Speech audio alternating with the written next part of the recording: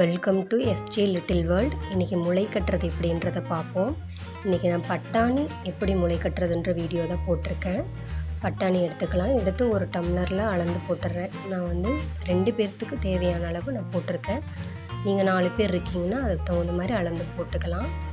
அளந்து போட்டுட்டு தண்ணி ஊற்றி இதை ஊற வச்சிடலாம். முளைக்கட்டி குழம்பு வைக்கிறது அப்படின்றது இப்போ எல்லாமே குறைஞ்சி போயிடுச்சு. இது ரொம்ப உடம்புக்கு நல்லது. இனிமேல் எல்லோரும் இதை ஃபாலோ பண்ணுங்கள்.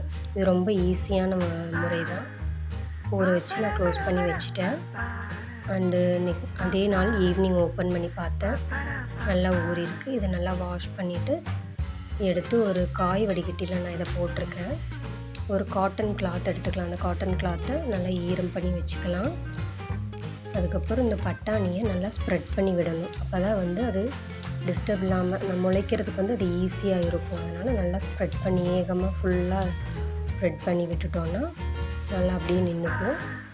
ஸ்ப்ரெட் பண்ணி விட்டுட்டு அந்த காட்டன் கிளாத் இருக்கு இல்லையா, ஈரம் பண்ண காட்டன் கிளாத்தை வந்து மேலே வச்சு க்ளோஸ் பண்ணிட்டேன். க்ளோஸ் பண்ணிவிட்டு இதை ஒரு வெயில் படாத இடத்துல நம்ம வச்சிடணும். வீட்டில் ஜன்னல் ஓரத்துலலாம் வச்சோன்னா ஜன்னல் ஓப்பன் பண்ணும்போது வெயிலெலாம் படும் இல்லையா, அதனால தான் வெயில் படாத இடத்துல ஒரு இடத்துல வச்சு நல்லா க்ளோஸ் பண்ணி அந்த கிளாத்தெல்லாம் வச்சு நல்லா க்ளோஸ் பண்ணி விட்டுறணும். அப்புறம் அதே நாள் நைட் ஒரு டைம் அண்ட் மார்னிங் ஒரு டைம் வந்து நல்லா தண்ணி தொளிச்சு விட்டுருக்கேன். தண்ணி தொளிச்சு விட்டுறணும். அப்போ தான் அது ஈரப்பசம் அப்படியே இருக்கும். இப்போ நெக்ஸ்ட் டே மார்னிங் இதை நான் ஓப்பன் பண்ணி பார்க்கலாம். பாருங்கள் எந்தளவுக்கு முளைச்சிருக்குன்ட்டு. அவ்வளோதான். இந்த முறையிலேயே நீங்கள் எல்லா தானியங்களுமே வந்து முளைக்கட்ட போடலாம்.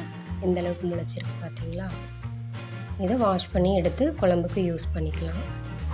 நெக்ஸ்ட் வீடியோவில் இந்த முளை கட்டின பட்டாணி எப்படி குழம்பு வைக்கிறதுன்ற வீடியோ போடுறேன். தேங்க்ஸ் ஃபார் வாட்சிங்.